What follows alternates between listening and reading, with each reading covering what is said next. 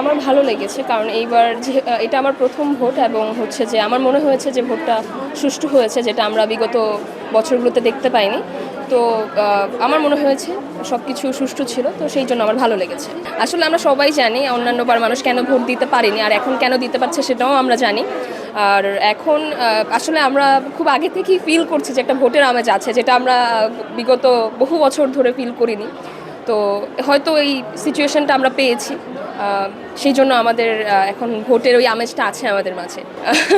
এটা আসলে বলতে চাচ্ছি না। এটা আমার মনে হয় যে যাকে ভোট দিয়েছেন তার প্রতি আপনাদের প্রত্যাশা কি থাকবে?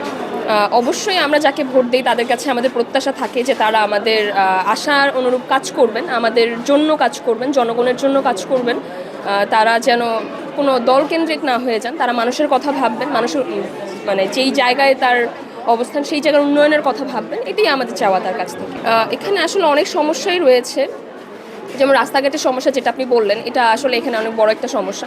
আমরা চাইবো যেন এইসব জিনিস, যেসব সমস্যা এখানে আছে, তারা সেগুলো ফাইন্ড আউট করুক এবং সেই সব সমস্যার উন্নয়ন করুক, সেগুলোর জন্য কাজ করুক। আমরা চাই এরকম পরিস্থিতি যেন আমরা প্রতিবারই পাই, যেন বিগত বছরগুলোর মতো অবস্থা না হয়ে যায় যে আমরা মানে ভোটের আমেজটাই পাচ্ছি না, আমরা ঘর থেকেই বের হচ্ছি না, আমরা আগেই বুঝে যাচ্ছি যে কে জিতবে, কে জিতছে।